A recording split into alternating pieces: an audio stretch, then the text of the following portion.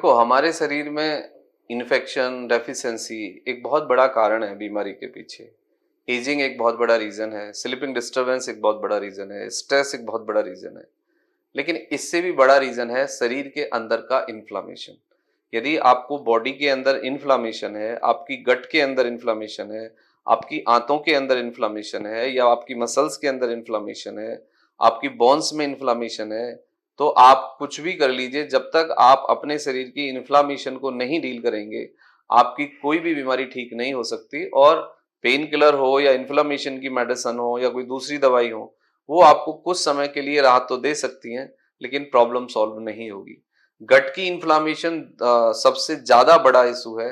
आजकल पेट में देखें आप, गट में देखें, स्वेलिंग है, स्टिफनेस है, कॉन्स्टिपेशन है, लोगों को पेट खराब है, बॉडी के अंदर डिजीनेस है, बॉडी के अंदर क्रैम्प्स है, मल्टीपल जॉइंट पेन है। ये सब का जो रूट कॉज है वो आपकी इंटेस्टाइन है, और इंटेस्टाइन के अंदर इंटेस्टाइन का कमजोर होना और इन्फ्लामेशन है। आईबीएस हो, आईबीडी हो, आईबीसी हो। आईबीएस एक ग्रुप ऑफ प्रॉब्लम्स है। ये जितने भी मेटाबॉलिक डिसऑर्डर्स हैं, इनमें सब में आप देखेंगे कि जो बुनियादी कॉज है वो आपके गट के अंदर, आपके शरीर के अंदर इन्फ्लामेशन है। तो इन्फ्लामेशन को समझना बहुत जरूरी है, उस पर काम करना बहुत जरूरी है।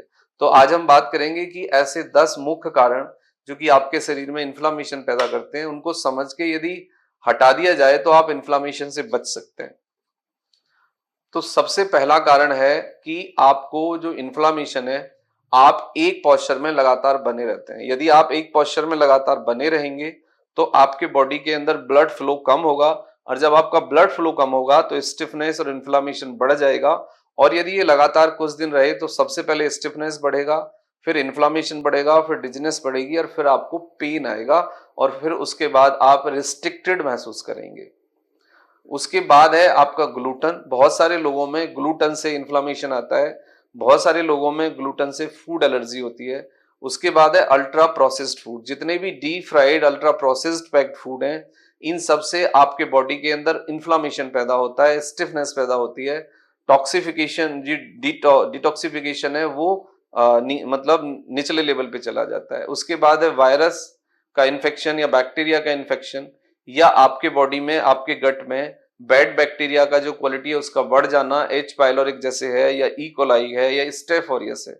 इंसुलिन रेजिस्टेंट एक बहुत बड़ा कारण है। आपका जो इंसुलिन है, या तो वो कम सिक्रीट होता है या फिर वो कम प्रभावी हो जाता है, उसके कारण भी आपको इन्फ्लामेशन आती है।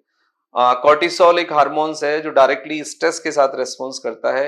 यदि आप लंबे समय तक स्ट्रेस में रहें तो आपका कॉर्टिसोल का सिक्रीशन गड़बड़ा जाता है, उससे भी आपके बॉडी में इन्फ्लामेशन आती है।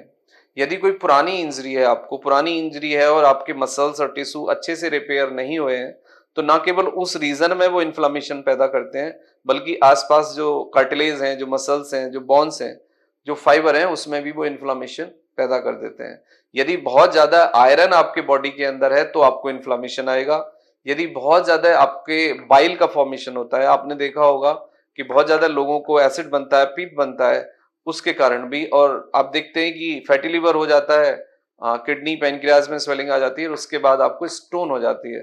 तो that is a process of inflammation.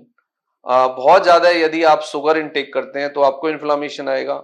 Smoke, alcohol और मटन का जो इस्तेमाल है, उससे भी आपको इन्फ्लामेशन पैदा होता है। तो आप इन्फ्लामेशन को रिड्यूस करिए, सबसे पहले इन चीजों पे काम करिए। अब सॉल्यूशन क्या है? सॉल्यूशन ये है कि आप अपने खाने में हरी लाल सब्जियां शामिल करिए, फाइबर को इंक्रीज करिए, और जो माइक्रोब्स हैं यानी जो इन्फेक्शन है उसको फिक्स करिए, उसको डील करिए। एंटीऑक्सीडेंट बढ़ाइए। एंटीऑक्सीडेंट में आप गाजर खाएं, चुकंदर खाएं, टमाटर खाएं, सेब खाएं, पपीता खाएं, अमरूद खाएं। That is a good antioxidant, it is a good fibre. Vitamin D3 आप ऐड करिए। सुबह मॉर्निंग में सनलाइट एक्सपोजर में जाइए, लेकिन आप विटामिन D आप ओरली भी ले सकते हैं। वाटर फास्टिंग करिए। Water fasting is the best medicine, is the best remedy to reduce the inflammation and the regulate the gut health.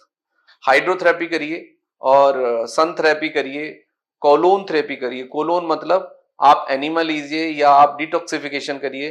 Triphala खा के भी आप पेट को क्लीन कर सकते हैं, डिटॉक्सिफाई कर सकते हैं। यदि आपको कॉन्स्टिपेशन रहता है तो रेगुलर आप त्रिफला खाइए राइट डोज में, और ईसबगोल की भुस्सी ऐड करिए। ओमेगा 3 फैटी एसिड यानी फिश खाइए आप। बादाम खाइए, अखरोट खाइए और रेगुलरली एक्सरसाइज करिए, साइकिलिंग करिए, आप स्किपिंग करिए, योगा मेडिटेशन करिए, सूर्य नमस्कार करिए, एक्सरसाइज और कुछ ना हो तो कम से कम 20 से 25 मिनट तेज पैदल चलिए। तो ये सब चीजें आपके इन्फ्लामेशन को ठीक करेंगी।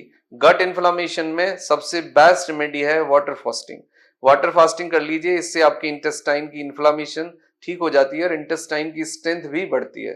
तो ये आप कर सकते हैं नेचुरली, लेकिन फिर भी आपको कोई इशू रहता है तो consult with your physician. Thank you very much and take care yourself.